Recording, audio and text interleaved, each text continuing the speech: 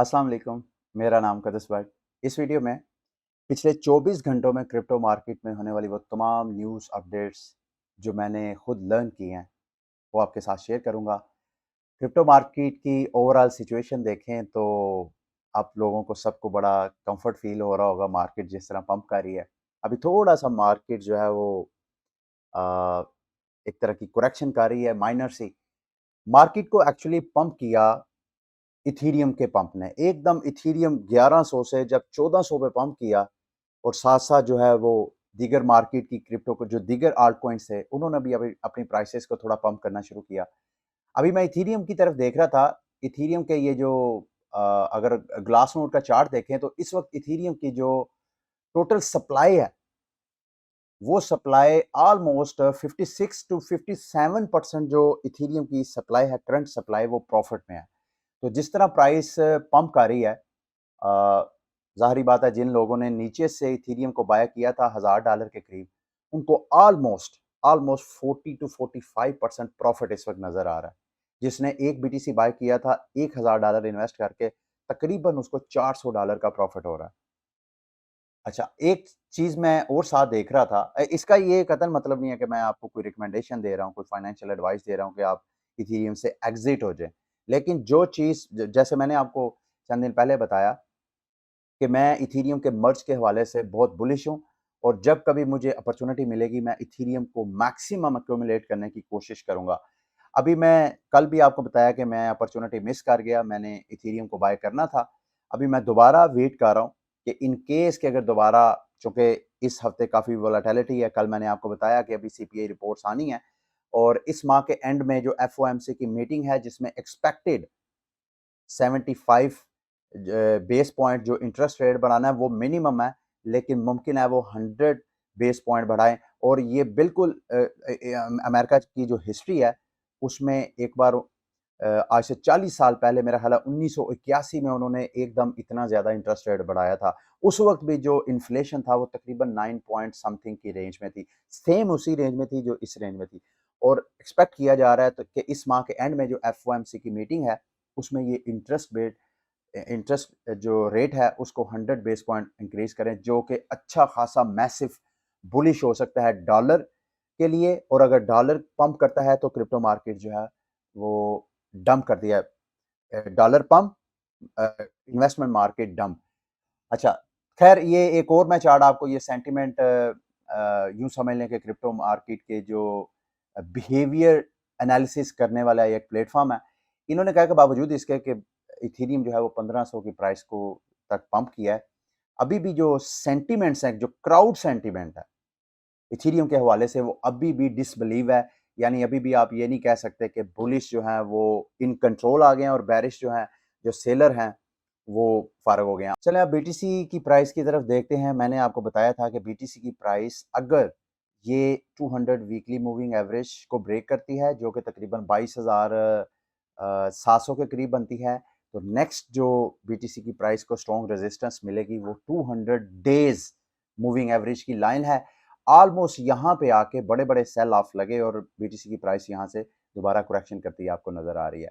मेरा भी 2 ट्रेडें लगी हुई हैं, बताया मैंने आपको कि 23,000 के करीब मेरे स्टॉप लॉस मैंने लगाए हुए हैं। मुमकिन है मार्केट अगर इसी तरह मोमेंटम पकड़ती है तो मेरी वो दोनों ट्रेड जो कि बड़ी छोटी-छोटी मैंने लगाई थी माइनर सी, कोई चंद $100 की, वो मेरा अकाउंट वॉश होगा। लेकिन बहरहाल अब ग्लास नोड के रिसर्चर्स की क्या रिपोर्ट है पिछले हफ्ते की आपको पता है एवरी ट्यूसडे मैं आपके साथ शेयर करता हूँ।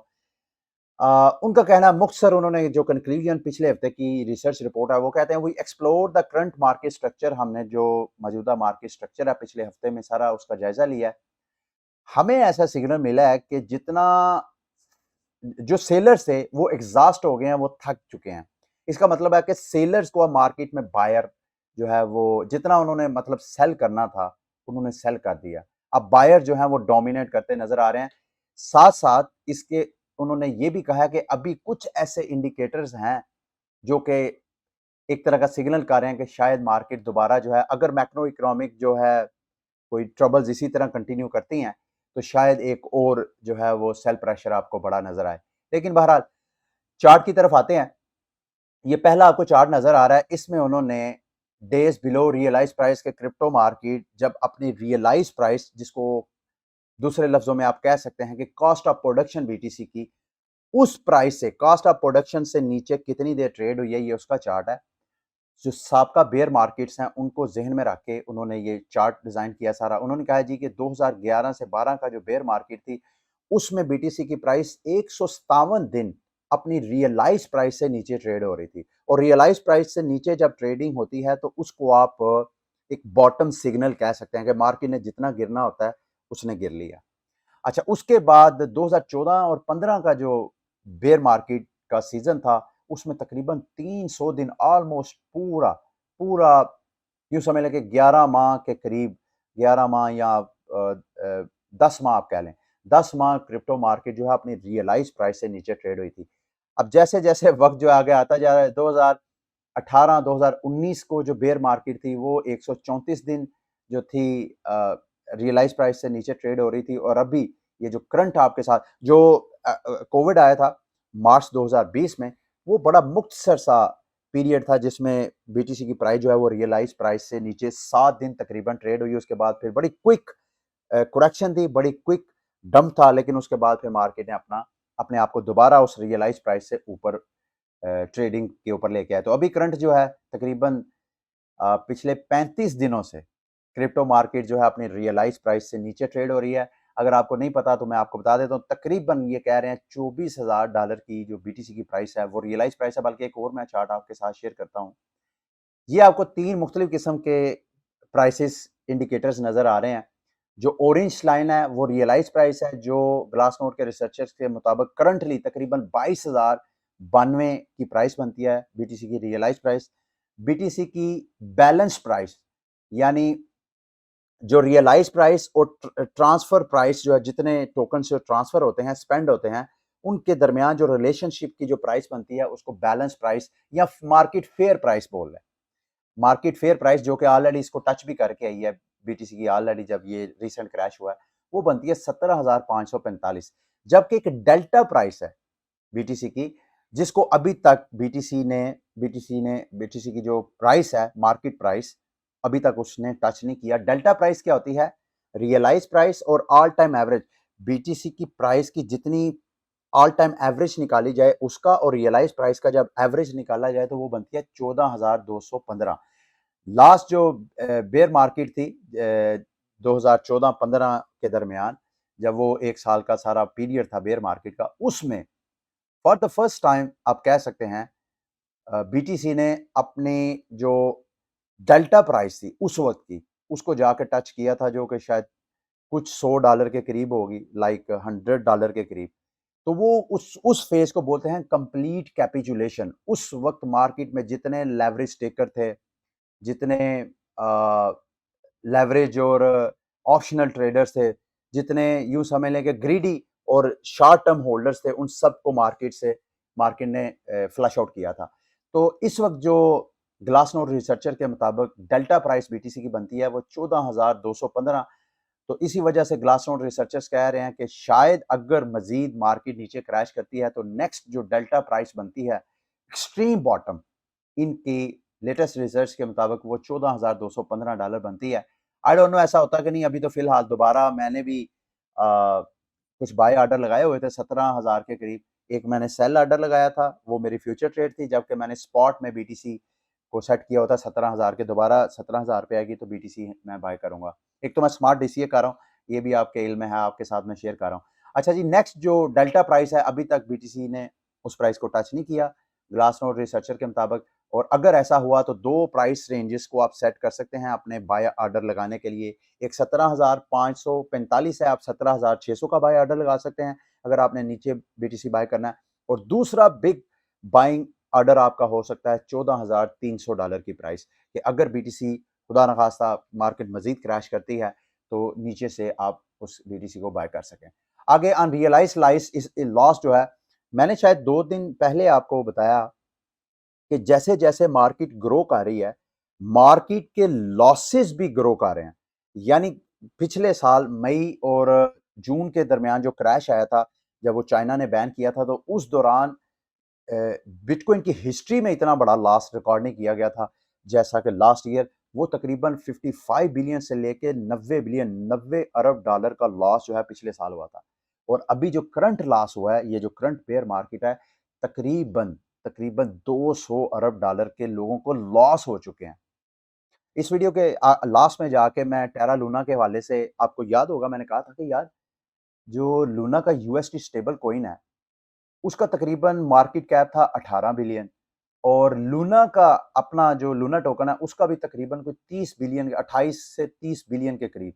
तो ये जो 50 अरब डॉलर है, ये गया किधर? तो उसके हवाले से कुछ थोड़ी सी मेरी अंडरस्टैंडिंग है, वो मैं चाह रहा था आपके साथ मैं शेयर करूं आगे जाके। अच्छा, आगे जी, total supply in loss BTC की इस वक्त जो टोटल सप्लाई है उसका तकरीबन इस वक्त यूं समझ लें कि 5.13 15 लाख जो बिटकॉइन है वो उसकी जो सप्लाई है बिटकॉइन की इस वक्त करंट जो सर्कुलेटिंग सप्लाई है उसका 15 लाख जो है वो लॉस में है। तो वही जो ग्लास नोट रिसर्चर ने शायद इसी को बुनियाद बना के कहा होगा कि सेलर्स एग्जॉस्ट हो चुके हैं, थक चुके हैं। अब लग रहा है कि सेलर्स का प्रेशर कम है, अनटिल अनलेस कि कोई दोबारा मैक्रो इकोनॉमिक बड़ा कोई भूचाल नहीं आ जाता। अगर वो आता है तो मार्केट दोबारा आपको क्रैश होती हुई नजर आ सकती है। अच्छा जी, ये था ग्लास नोट। अब आगे थोड़ा-सा न्यूज़ वगैरह की तरफ आते हैं। सबसे पहले ऑक्सी इन्फिनिटी अपने मार्केट प्लेस जहाँ पे वो अपने एनएफटीज़ अपनी ऑक्सीज़ को सेल करते हैं, जहाँ पे लैंड सेल करते हैं, उनको थोड़ा-सा अपडेट करना चाह रहे हैं। अगले माह वो करेंगे। उसमें उन्होंने क्या करना है कि जो लेटेस्ट उनकी ओरिजिन गेम है, उसमें रॉन्स और चार्म्स वगैरह वो अवेलेबल करेंगे कि अगर जो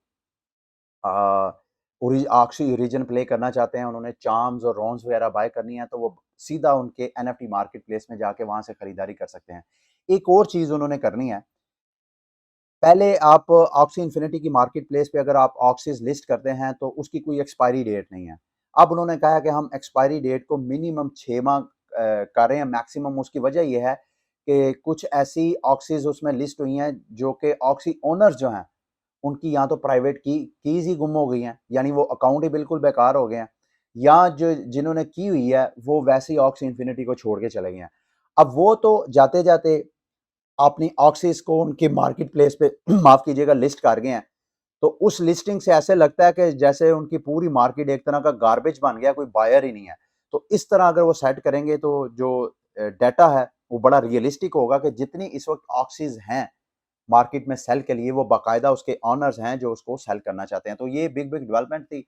लेट्स सी ऑक्सी इन्फिनिटी के साथ साथ जितनी प्ले टू अर्न गेम है, ऑलमोस्ट सारी की सारी play to earn game, more than 90% सब उनके टोकन्स, उनकी एनएफटी सब कुछ क्रैश है, क्योंकि जो प्ले टू अर्न नैरेटिव है वो फिलहाल तो यूं समझ लें कि 90-95% क्रैश है। आई डोंट नो ये जो दोबारा मार्केट जब रिकवरी करेगी, प्ले टू अर्न दोबारा एक मेटा नैरेटिव मार्केट का बनेगा या नहीं। अगर बनेगा तो इस वक्त क्रैश की टाइमिंग में जिस जिस बंदे ने इन्वेस्टमेंट की होगी उसको अच्छा खासा प्रॉफिट जो है वो मिल सकता है। आगे न्यूज़ की तरफ आते हैं जी। कॉइन बेस ने इटली में काम करने के लिए वहाँ की जो रेगुलेटरी बॉडीज़ हैं उनसे अप्रूवल ली है। इटली आपको पता है कॉइन बेस ऑलरेडी मेरा ख्याल है कोई 40 के करीब यूरोपियन ममालिक में ऑलरेडी सर्विसेज प्रोवाइड कर रहा है। इंडिया में भी आया था। पिछले दिनों मैंने आपके साथ शेयर किया कि इंडिया में इन्होंने अपना काम स्टार्ट किया, इंडिया को एक बड़ी मार्केट समझा, लेकिन उसके बाद वहाँ के जो फ्रेमवर्क है, उस फ्रेमवर्क से वो देख के तो वो अब इंडिया से मेरा ख्याल है उन्होंने अपने ऑपरेशंस काफ़ी ज़्यादा मिनिमाइज़ कर दिए हैं। दूसरी साइड पे मैं डच नीदरलैंड की जो सेंट्रल बैंक है उसने बाइनांस को जुर्माना किया तकरीबन 3.4 मिलियन डॉलर का। क्यों? वो कहते हैं जी कि आपने अगर हमारे शहरियों को सर्विसेज देनी है तो क्या आपने लाइसेंस लिया है? जैसे हमारे यहाँ एससीसी है, इसी तरह ऑब्वियसली उनको भी वहाँ से लाइसेंस लेना चाहिए। अगर वहाँ की कोई सिक्योरिटी एंड एक्सचेंज कमीशन होगा वहाँ का, तो ऑब्वियसली वो जिस इन्वेस्टमेंट मार्केट को वो रेगुलेट करते हैं, रेगुलेट क्या करना होता है? एंटी मनी लॉन्ड्रिंग के जो रूल्स हैं उनका सिग्नेचर लेना होता है, और टेरर फाइनेंसिंग के हवाले से जो कवानीन है उस मुल्क के, उसके बारे में आपने बाकायदा गारंटीज देनी होती हैं, सिक्योरिटीज जमा करवानी होती है। तो चूंकि बाइनांस ने नहीं था किया तो बाइनांस को फाइन हुआ है। मेरी ख्वाहिश है कि हुकूमत पाकिस्तान भी इस हवाले से थोड़ा सा एक्टिव हो। पाकिस्तान में जो क्रिप्टो एक्सचेंजेस काम कर रहे हैं, बाइनांस है, ओकेएक्स है, क्यूबी है, आजकल कूकॉइन बहुत प्रमोट, मैं खुद उसको पिछले माह प्रमोट किया है। तो इन सब एक्सचेंजेस को फाइन करे, पहले तो फाइन करे, इनको फाइन करे, भाई अगर आप पाकिस्तानियों को सर्विसेज देते हैं तो सबसे पहले हमारी सिक्योरिटी एंड एक्सचेंज कमीशन से कोई लाइसेंस ले।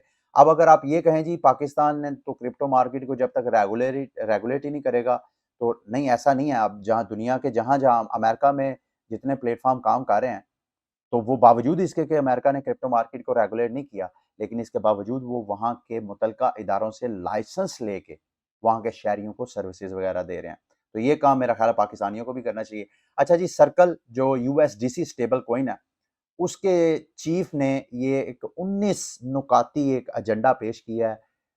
यूं समझ लें कि अमेरिकी इंतजामिया या हर वो इंतजामिया जो स्टेबल कॉइन को रेगुलेट करना चाहती हैं, सीधा सीधा पॉइंट मैं आपके साथ शेयर कर देता हूँ। उन्होंने कहा जी कि स्टेबल कॉइन जो है, the use of money should be free. Stable coin को इस तरह का होना चाहिए कि जो उसके यूजर्स हैं उसको फ्रीली यूज कर सकें, बजाय इसके या यूं समझ लें कि अनबैंक पॉपुलेशन को बैंक करने के लिए फ्रीडम होनी चाहिए कि जो जिसकी मर्जी है। फॉर एग्जांपल अगर पाकिस्तान अपना कोई स्टेबल कॉइन लॉन्च कर देता है, कोई अपना सीबीडीसी लॉन्च कर देता है, तो पाकिस्तानी के पास चॉइस होनी चाहिए कि वो पाकिस्तानी सीबीडीसी डिजिटल एसेट में फंड रखना चाहता है, सेव रखना चाहता है, उसको यूज करना चाहता है, यहाँ के मार्केट के किसी और स्टेबल कॉइन को यूज करना चाहता है। तो यानी यूजेज में फ्रीडम होनी चाहिए। दूसरा, द होल्डर ऑफ रिडेम्पशन, जो स्टेबल कॉइन होल्डर है उसको ये मेक श्योर गवर्नमेंट को करवाना चाहिए कि जो कंपनी उसको टोकन इशू कर रही है स्टेबल कॉइन, जब उसका दिल चाहे उसको दोबारा रिडीम भी करवा ले। मतलब मेरे पास अगर 1000 यूएसडीटी है तो यूएसडीटी मैं जब चाहूं उसको सेल आउट कराऊं। ये ना हो कि यूएसडीटी क्राइसिस में चल, जैसे लूना का हुआ था। लूना का जो अपना स्टेबल कॉइन था वो $1 पैग होना चाहिए था, लेकिन वो जैसे ही क्रैश हुआ तो उस वक्त जितना नीचे क्रैश होता गया, जिस बंदे ने सेल किया वो उतने लॉस में गया। तो इसका कहना यह है कि हुकूमतों को मेक श्योर करना चाहिए कि जो भी कंपनी स्टेबल कॉइन इशू करती है, जब उसके जो यूजर्स हैं अपने वो रिडीम करवाएं अपने टोकन्स, तो उनको एग्जैक्टली $1 पैच जो है वो मिलना चाहिए, बेशक वो बैंकरप्ट क्यों ना आ जाए। ये मेक श्योर करना, ये एक बड़ी मेरा ख्याल है एक अच्छी सजेशन है। अच्छा जी, preservation of privacy should be enshrined. जो भी स्टेबल कॉइन इशूअर है, जब वो अपने यूजर को स्टेबल कॉइन देता है तो उसके यूजर्स की जो प्राइवेसी है वो कंप्रोमाइज नहीं होनी चाहिए। प्राइवेसी और सीक्रेसी में फर्क होता है, मैं बार बार रिपीट करता आता हूं, मैं दोबारा आपको बता देता हूं। प्राइवेसी ये होती है कि मेरे जो अकाउंट्स हैं, बैंक अकाउंट्स हैं, कितने मेरे पास बैलेंस है, किस नाम का है, किस किस बैंक अकाउंट में है, ये मैं अगर ओपन कर दिया जाए या ये मैं छुपाने की कोशिश करता हूं, मैं किसी को बताते ही नहीं हूं, तो इसको सीक्रेसी बोलते हैं। सीक्रेसी के खिलाफ हुकूमतों को होना चाहिए, लेकिन प्राइवेसी के खिलाफ नहीं। प्राइवेसी क्या होती है? मेरी सारी चीजें पब्लिक नहीं है, लेकिन जब कभी हुकूमत को या किसी हुकूमती इदारे को जरूरत पड़ती है मेरे इंफॉर्मेशन को एक्सेस करने की, तो मैं अपनी मर्जी से मुतलका इदारे के साथ कोऑपरेट करके तो उसको, यानी अगर मैं अपनी मर्जी से अपनी चीजें पब्लिक करूं तो इसको बोलते हैं ये मेरी प्राइवेसी है। अगर मैं किसी के साथ शेयर ही ना करूं तो इसको सीक्रेसी बोलते हैं। तो इसके चीफ का कहना भी यही है कि जब आप स्टेबल कॉइन इशूअर को ये मजबूर करें कि जो उसके होल्डर्स हैं स्टेबल कॉइन के, उनकी प्राइवेसी जो है वो कंप्रोमाइज नहीं होनी चाहिए। सीक्रेसी के खिलाफ तो मैं भी हूं। मैं नहीं समझता कि चीजें सीक्रेट सीक्रेट वही रखता है, जाहिर बात है, जिसने अपने असासे छुपाने हो। Safe integration with existence system of, जो मौजूदा हमारा इलेक्ट्रॉनिक बैंकिंग सेक्टर है रवायती, जो हमारे बैंक अकाउंट में डिजिट्स पड़े होते हैं। आपके बैंक अकाउंट में जितने पैसे हैं वो आपके एक्चुअली डिजिट्स होते हैं, वो एक सिस्टम है। उस सिस्टम, तो ये कहते हैं कि जब स्टेबल कॉइन बाकायदा आप लाइसेंस वगैरह इशू करें तो इस तरह की गारंटी कराएं कि उस स्टेबल कॉइन का जो रवायती फाइनेंशियल सेक्टर है, इलेक्ट्रॉनिक मनी है, उसके साथ इंटीग्रेशन हो जाए, ताकि इजीली वहां से स्टेबल कॉइन बाय हो जाए और स्टेबल कॉइन से दोबारा रिडम्पशन जो है इन इलेक्ट्रॉनिक मनी में दोबारा कन्वर्ट हो जाए। यानी फियाट टू क्रिप्टो और क्रिप्टो टू फियाट जो है वो इंटीग्रेशन बड़ी इजी और कन्वीनियंट होनी चाहिए। एक चीज मैं देख रहा था, जो मार्केट के टॉप 3 स्टेबल कॉइन्स हैं उनका टोटल मार्केट कैप है 65 बिलियन ऑलमोस्ट यूएसडीटी का है, 54 बिलियन यूएसडीसी का है, जिसके चीफ की मैंने आपको कुछ नुकात जो है वो बताए, और बाइनांस का भी यूएसडी उसके 17 बिलियन। ये तकरीबन 120 अरब डॉलर के करीब सरमाया। अब ये जो कंपनीज हैं जैसे टेथर है, यूएसडीसी है, ये बाइनांस है, सोचा जाए तो इनको क्या तकलीफ पड़ी है कि भाई अगर इनको कोई बेनिफिट ही नहीं है। अब ये जो यूएसडीटी टेथर है, इसने दुनिया को 65 बिलियन डॉलर के टोकन्स डिस्ट्रीब्यूट दिए हैं कि भाई आप क्रिप्टो से स्टेबल कॉइन में आ जाए और स्टेबल कॉइन्स होल्ड करके बैठे, जब दिल करे दोबारा क्रिप्टो बाय कर लें। अब ये कितनी बड़ी सर्विस दे रहा है, तो बदले में इसकी कोई ट्रांजैक्शन फीस नहीं है, कोई ऐसा नहीं है। इसने गारंटी की है कि भाई 65 बिलियन मेरे टोकन है, तो 65 बिलियन ही आप मुझसे ले सकते हैं एट एनी टाइम। तो इसमें बेनिफिट कहाँ गया? हमें थोड़ा रियलिस्टिक हो के सोचना चाहिए कि ये जो स्टेबल कॉइन हमें सर्विसेज दे रहे हैं, ये बहुत इंपॉर्टेंट सर्विसेज हैं। स्टेबल कॉइन की, बीइंग अ क्रिप्टो इन्वेस्टर, हर बंदे को इसका एहसास है कि स्टेबल कॉइन की कितनी ज्यादा जरूरत है क्रिप्टो मार्केट में इन्वेस्टमेंट के लिए। जब कभी मार्केट में वोलाटिलिटी होती है, तो आप मार्केट से जब आउट होने लगते हैं, तो अपने आप को सिक्योर करने के लिए आप अपनी इन्वेस्टमेंट को, अपने सरमाए को, अपने वेल्थ को स्टेबल कॉइन में स्टोर करते हैं। और स्टेबल कॉइन्स से आप बराह रास्त बैंक में नहीं करते हैं, क्योंकि उसमें प्रोसेसिंग फीस लगते हैं। तो ये सारी चीजें, ये जो स्टेबल कॉइन आपको सर्विसेज दे रहा है, तो बदले में कभी आपने सोचा कि इनको भी कोई बेनिफिट हो रहा है या नहीं? आप लोगों के बिलियंस ऑफ डॉलर की कोई एक कस्टडी, उसको सिक्योर करने, उनको गारंटी कर रहे हैं, तो बदले में हम लोग इनको क्या पे करते हैं? ये थोड़ा सा हमें रियलिस्टिक होके, मेरा ख्याल ये है कि ये जो हम टेथर और यूएसडीटी पे तनकीद करते हैं, मार्केट के एक्सपर्ट्स जिनकी सारी तनकीद मैं आप लोगों के साथ शेयर करता हूँ कि भाई यूएसडीटी का इतने परसेंट जो है उन्होंने कमर्शियल पेपर में सेव किया हुआ है, यूएस ट्रेजरीज बाय की हुई हैं। मेरा ख्याल है ये जो बिलियन ऑफ डॉलर हैं, उसके बदले आपको टोकन दे देते हैं। इनके पास जो सरमाया आ जाता है, उसको वो दीगर कैपिटल मार्केट में इन्वेस्ट करके वहां से फिर जो प्रॉफिट कमाते हैं, उससे ये अपनी सारी सर्विसेज जो है वो उसको मैनेज करते हैं। तो ऐसे देखा जाए तो इतना बुरा भी नहीं है, लेकिन उसमें अगर ट्रांसपेरेंसी ले आई जाए, जैसे कि यूएसडीसी के अंदर कदरे बेहतर ट्रांसपेरेंसी है, बाइनांस के स्टेबल कॉइन में कदरे बेहतर ट्रांसपेरेंसी है। सिर्फ ट्रांसपेरेंसी को, सिक्योरिटी को अगर ये stable coin issuer make sure कर दें, तो मेरा नहीं ख्याल ये जो स्टेबल कॉइन यूजर्स हैं उनको कोई इशू है कि उनके फंड्स को किसी ऐसी सिक्योर जगह पे इन्वेस्ट करके अगर ये प्रॉफिट कमा सकते हैं तो कमा लें।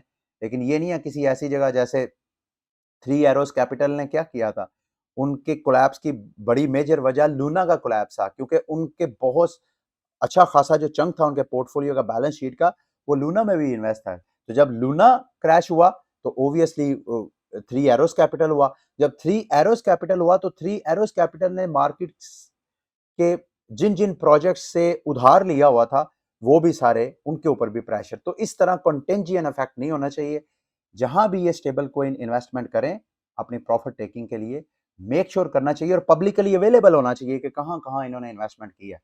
तो प्रॉफिट टेकिंग थोड़ा सा रियलिस्टिक होना चाहिए। मैंने सोचा आपके साथ मैं ये भी शेयर करूं। चेन लिंक के हवाले से न्यूज है, पिछले हफ्ते इन्होंने तकरीबन बकौल इनके 16 के करीब मुख्तलिफ इंटीग्रेशन की हैं, जिनमें 7 मुख्तलिफ चेन्स, एवलांच के साथ, बीएनबी चेन के साथ, इथीरियम के साथ। ये एक्चुअली चेन लीक एक ओरेकल बेस्ड ब्लॉकचेन है, बड़ा स्ट्रॉन्ग प्रोजेक्ट है। चेन, मैं इनकी चार्ट पे प्राइस देख रहा था, पिछले 7 दिनों से तकरीबन $5.70 से इसकी प्राइस पंप की है। ये जो रिसेंट पंप आया, $5.70 से $7.21, पिछले 7 दिनों में इस इंटीग्रेशन की वजह से इसकी प्राइस में भी अच्छा खासा पंप आया। तो ये भी एक बड़ा स्ट्रॉन्ग प्रोजेक्ट है। अगर आप लोगों ने इसमें इन्वेस्टमेंट करनी है, तो अच्छी तरह ड्यू डिलिजेंस करके, इसको अच्छी तरह स्टडी करके, तो आप इसमें भी इन्वेस्टमेंट कर सकते हैं। लास्ट में जी, जो मैंने आपको कहा था कि लूना और यूएसटी के अंदर जो बिलियंस ऑफ डॉलर है, वो गया किधर?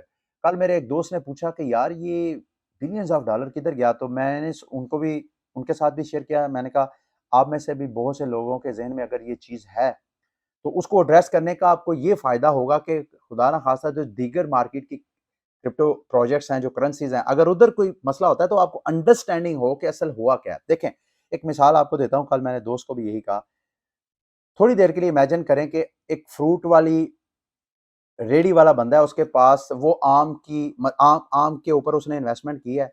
अब जिस प्राइस पे आम लेके आया है, उसकी प्राइस जो है वो ₹200 किलो पर केजी के हिसाब से वो सारे आम लेके मार्केट में बैठा हुआ है। अचानक मार्केट में खबर आ जाती है जी कि आम के अंदर तो ऐसा वायरस आ गया कि खाने वाले को फलां बीमारी हो जाती है। तो मार्केट में फड होने की वजह से उसका कोई कस्टमर ही नहीं आता।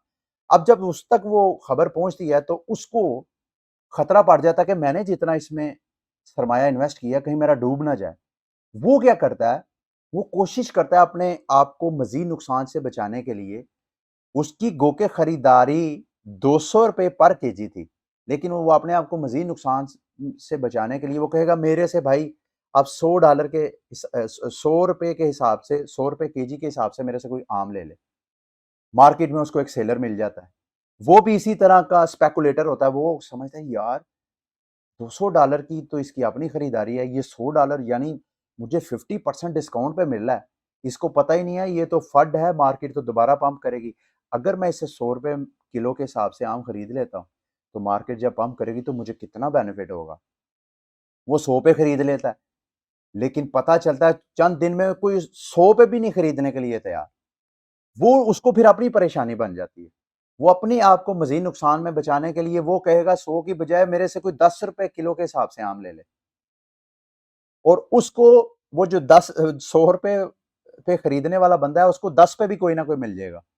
तो दूसरे लफ्ज़ों में बताना आपको ये चाह रहा हूँ कि जब टेरा लूना का क्रैश हुआ तो ये जो बिलियंस ऑफ डॉलर जो बज़ाहिर ऐसे लगता है कि वो मार्केट से निकला, वो निकला नहीं था। ये क्रिप्टो करेंसीज या दीगर जितनी चीजों की जो प्राइस होती है, ये सिर्फ स्पेकुलेशन होती है। आप किसी चीज की वैल्यू खुद कम या ज्यादा करते हैं। अब जो आम की वैल्यू, आम की प्रोडक्शन कास्ट या रियलाइज्ड कास्ट एक डिफरेंट चीज है, मार्केट प्राइस एक डिफरेंट चीज है। जो मार्केट प्राइस होती है, ये हम खुद डिसाइड करते हैं। दूसरे लफ्जों में मैं आपको कहना ये चाह रहा हूं, जैसे आम वहीं के वहीं मौजूद है, सिर्फ उनकी मार्केट प्राइस स्पेकुलेशन के ऊपर पंप और डंप हो रही थी। सेम ये जो टेरा लूना का क्रैश है, टोकन उनके वहीं पे वहीं मौजूद है, टोकन कहीं नहीं गए, लेकिन उनकी जो प्राइस है, वैल्यूएशन, कि भाई ये इतने बिलियन के ये डॉलर हैं, वो वैल्यू कम होती गई है।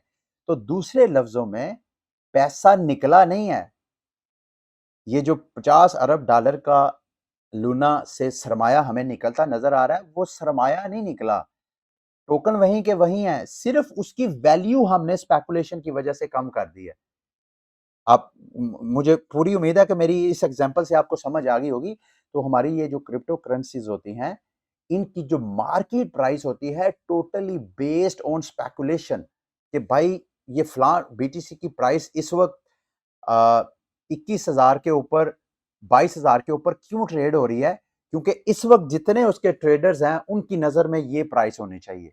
अगर आज कोई ट्रेडर आ जाए वो कहे, मतलब सारे ट्रेडर आज तैयार कर ले नहीं यार बीटीसी की ये प्राइस नहीं, बीटीसी तो 10,000 पे होना चाहिए, तो मार्केट में एक प्रेशर होगा, जो होल्डर्स होंगे उनको पैनिक होगा, प्राइस गिरी है, प्राइस गिरने लगी है, वो सेल करेगा। जब सेल करेगा तो मार्केट फिर उस स्पेकुलेटिव प्राइस पे आ जाएगी जिसके ऊपर बात। तो ये जो हमें क्रिप्टो करेंसीज की प्राइसेस नजर आ रही होती हैं, ये प्राइसेस एक्चुअली स्पेकुलेटेड प्राइसेस होती हैं। पीछे डॉलर जो है, कॉइन्स वहीं के वहीं रहते हैं। हमारी मर्जी है हम किसी टोकन की प्राइस को कितना पंप करना चाहते हैं। एज अ कम्युनिटी मैं बात कर रहा हूँ, इंडिविजुअल का शायद मैटर नहीं करता। एज अ कम्युनिटी डिसाइड करती है कि इस टोकन की प्राइस इस वक्त कितनी होनी चाहिए। ठीक है, ये थी आज की वीडियो। उम्मीद करता हूँ कि आज की वीडियो भी आपके लिए इंफॉर्मेटिव रही होगी। अगली वीडियो तक के लिए मुझे इजाजत दीजिए। अल्लाह हाफिज।